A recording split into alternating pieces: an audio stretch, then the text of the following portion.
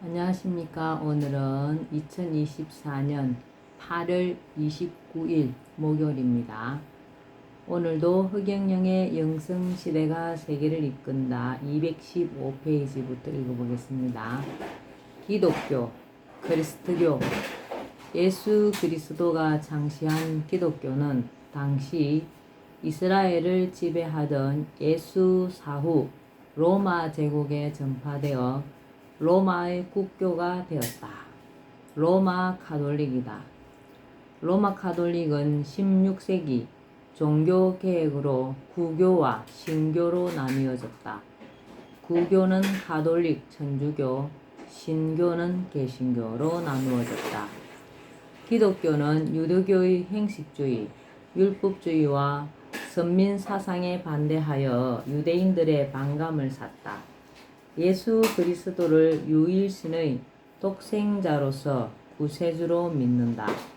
성부, 성자, 성신이 하나라는 삼위일체 사상이 있고 사랑을 중시한다. 중도의 불교, 중용의 유교에 비추어 기독교는 중립사상이다. 개신교의 요체는 묵상친일, 천주교의 요체는 천주모일이다. 기독교의 주요 가르침으로 구성령, 팔락, 팔복, 팔사 등이 있다. 구성령은 갈라디아서 5장 22절에 나온다. 성령의 열매 9가지인 사랑, 희락, 화평, 인내, 자비, 온유, 양선, 절제, 충성을 말하고 있다. 기독교 팔복은 8가지 복으로 예수의 산상수훈에 나와 있다. 영빈천국, 애통위로, 온유지업, 의갈다식, 긍휼, 심결천견, 화평천자, 의핍천국이다.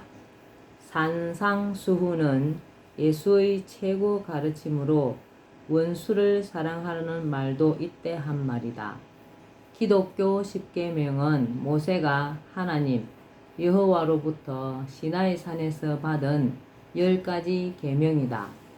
모세를 여호와가 시나이 산으로 인도할 때 신발과 지팡이를 버리라고 했는데 이는 신을 찾을 때 학력, 권력, 금력 등을 내세우며 오만하게 접근해서는 안 되고 자신을 내려놓고 겸손하게 다가가야 함을 의미한다. 팔사는 8가지의 사망에 이르게 하는 행위로 요한계시록 21장에 있다. 불신, 공포, 우상, 주술, 음행, 흉악, 허위, 살인의 8가지이다. 기독교인들이 소중히 하는 3덕은 신, 믿음, 망, 소망, 애, 사랑이다. 이 중에서도 사랑이 가장 중요하게 여겨진다. 그런데 기독교 성경은 예언서이기도 하다. 요한복음 16장 7절에 보면 내가 너희에게 실상을 말하노니 내가 떠나가는 것이 너희에게 유익이라.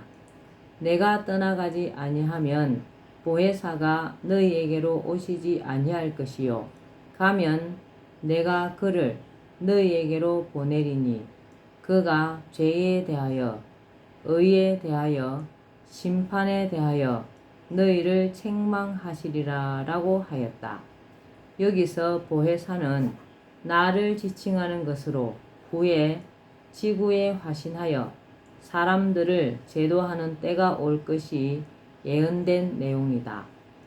누가복음 12장 31절에서 32절에 보면 모든 죄와 해방은 사하심을 얻되 누구든지 성령 보혜사를 해방하는 자는 사하심을 영원히 얻지 못하고 라고 하여 예수에게 행한 죄는 사함을 받을 수 있으나 보혜사를 해방하는 죄는 용서받지 못할 것임을 예고하였다. 공자가 핵죄어천 무소도야라고 하여 하늘에 죄를 지으면 기도할 곳이 없다고 한 것과 상통하는 말이다. 예수는 마태복음 25장 45절에 기록된 바와 같이 내가 진실로 너희에게 이르노니 이 지극히 작은 자 하나에게 하지 아니한 것이 곧 내게 하지 아니한 것이니라 하여 굶거나 병들었거나 약한 자들에게 한 것이 곧 신에게 하는 것과 같다는 말을 하고 있다. 이것은 기독교인은 물론이고 기독교인이 아닌 사람들일지라도 새겨 들어야 할 말이다. 나는 누가복음 15장 11절에서 32절에 있는 돌아온 탕자의 비유를 사람들이 새겨 읽었으면 한다. 그 내용인적 다음과 같다. 두 아들 중 둘째가 아버지의 재산을 나누어 받아 먼 나라에 가서 허랑방탕하게 재산을 탕진하고 굶어 죽을 지경이 되자 마침내 회개하고 아버지의 품꾼이 되려 아버지에게 돌아오니 아버지가 송아지를 잡고 잔치를 벌이며 반긴다. 그런데 여기에 대해서 항상 아버지와 같이 있으면서 성실히 일했던 맏아들이 불만을 품는다. 이에 아버지는 너는 항상 나와 함께 있으니 내 것이 다 네 것이로되 이 네 동생은 죽었다가 살아났으며 내가 잃었다가 얻었기로 우리가 즐거워하고 기뻐하는 것이 마땅하다라고 한다. 하늘은 인간이 한때 죄를 지었어도 그것을 회개하고 겸손한 자를 기뻐하시지 자신은 늘 잘하고 있다고 여기고 타인에 대해 오만한 태도를 갖는 것을 기뻐하지 않음을 가르치는 내용이다. 사실 살인보다도 더 큰 죄가 오만이다. 누구든 사람은 겸손하여야 한다. 기독교는 철저히 신에 의해 구원받을 수 있다는 타력신앙으로 스스로 수행을 통해 깨달음을 얻고 해탈의 경지에 가려는 불교와 반대된다. 기독교의 가르침과 일찍이 선교사들이 우리나라에 와서 행했던 선행과 희생, 봉사는 거룩한 행동이었다. 지금도 기독교가 사회에 많은 헌신과 봉사를 하고 있다.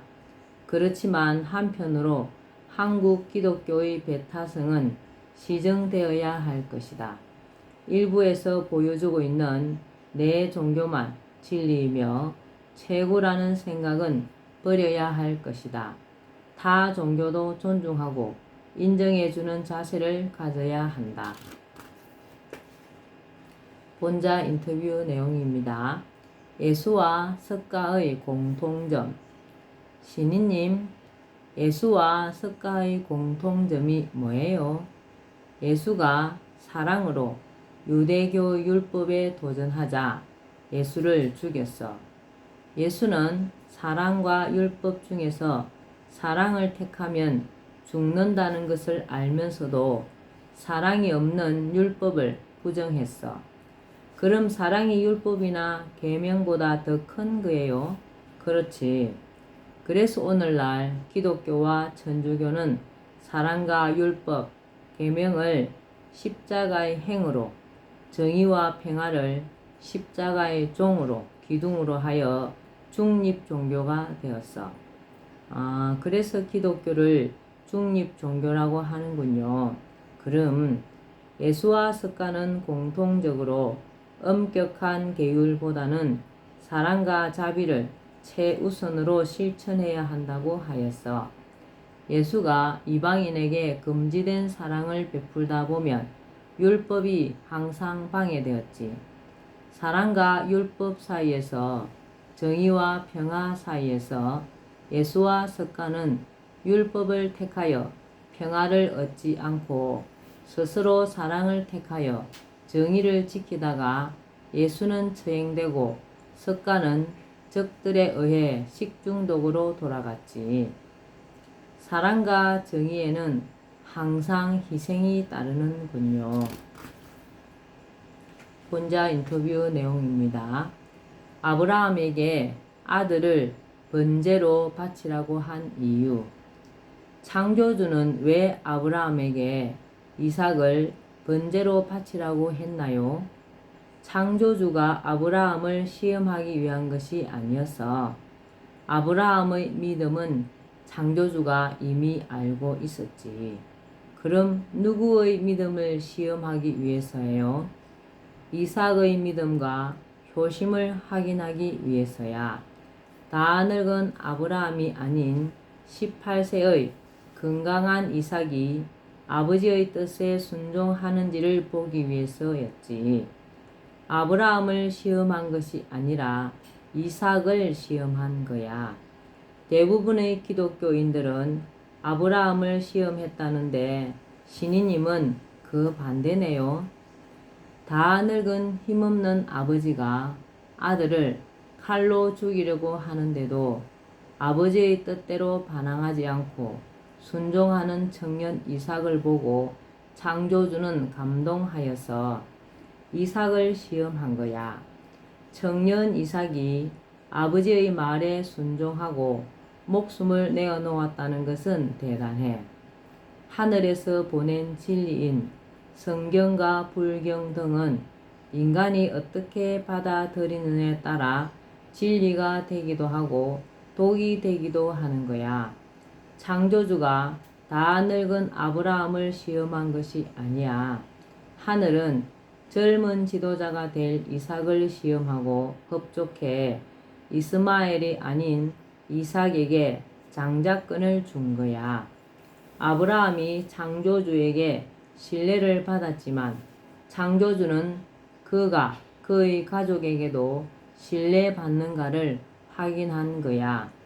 창조주는 왜 아브라함, 이삭, 욥에게 시험했나요? 아브라함, 이삭. 늙은 118살의 아브라함보다는 18세의 이삭의 믿음을 시험한 거야. 창조주가 인간에게 자유의지를 주었기에 시험이 있는 거지. 욥의 신앙은 율법적이었기에 불신자들에게 정죄하는 교만의 죄를 수없이 범했던 거야. 이러한 욥을 깨우치고 단련하기 위해 시험했지. 유교의 요체는 중용을 잡아 하나로 꿰다는 의미로 집중관일이다. 중용 사상과 인을 중시하는 유교는 종교라기보다는 학문에 가깝다. 유교의 경전은 논어, 맹자, 대학, 중용의 사서와 시경, 서경, 주역, 춘추, 예기의 오경 등이다. 나는 초등학교 때 서당에서 이 경전들을 배워 완전히 통달했다. 유교에서 말하는 사당과 사덕은 우리가 일상생활에서 지켜야 할 중요한 덕목이다. 사단에는 척은지심, 인지단, 척은이 여기는 마음은 의짐의 시작이다. 수호지심 의지단, 자신의 허물과 남의 잘못을 부끄러워하고 미워하는 마음은 의로움의 시작이다.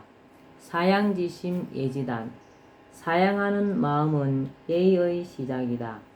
와 시비지심 지지단, 자신의 옳고 그름을 가리는 마음은 지혜로움의 시작이다가 있다. 사덕은 인의예지이다.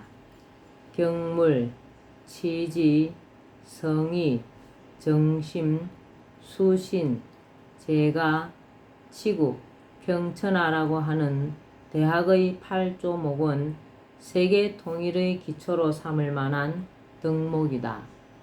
유교에서 강조하는 충, 효, 예는 사람이 지켜야 할 핵심 덕목이다. 그리고 구사도라는 것이 있다. 구사도는 일상생활을 하면서 인간이 어떻게 해야 할지에 대한 지침이다. 새겨서 응용하고 실천하는 것이 좋다. 시사명, 보는 것은 밝게 긍정적으로 보라. 청사총, 들을 때는 밝게 긍정적으로 들으라. 색사온, 여자에게는 따뜻하게 해라. 행사공, 행동은 공손하게 해라. 은사충, 말은 충성되게 하라. 중심된 말, 중용의 말을 한다. 사사경, 일을 할 때는 하늘을 먼저 생각하라. 의사문, 의문이 생길 때는 물으라. 분사란, 분할 때는 어려움에 처하게 될 것을 생각해라. 덕사이, 이득이 있을 때는 어려운 것인지 생각해라. 그리고 삼강오륜이라는 인간관계에서 갖추고 지켜야 할 덕목이 있는데 좋은 덕목이지만 삼강의 부의부강은 잘못된 것이다. 남편과 아내는 대등한 관계인데 아내를 낮추어 놓는 것은 잘못되었다. 군사부 일체라는 말도 있으니 부의부강 대신 스승은 제자가 어떠므로 본받아야 할 사람이라는 뜻으로 사위제강을 넣는 것이 차라리 좋을 듯하다. 삼강, 군위신강, 임금은 신하의 으뜸이 되고 부의부강, 남편은 아내의 으뜸이 되고 부위자강, 부모는 자식의 으뜸이 된다. 오륜, 군신유의, 군신 간에는 의리가 있어야 하고 부부유별, 부부 사이에는 구별이 있어야 하고 부자유친, 부모 자식 간에는 친해야 하고 붕우유신, 친구 간에는 믿음이 있어야 하고 장유유서, 어른과 어린 사람 사이에는 질서가 있어야 한다. 본자 인터뷰 내용입니다. 부부를 부부로, 신이님, 부부라는 한문 글자를 왜 바꾸겠다는 거예요?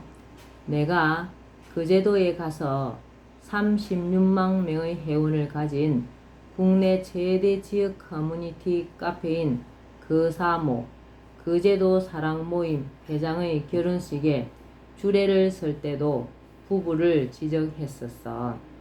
그사모 회원 36만 명이 대부분 그제도의 삼성, 대우조선소의 직원들이라고 하던데요.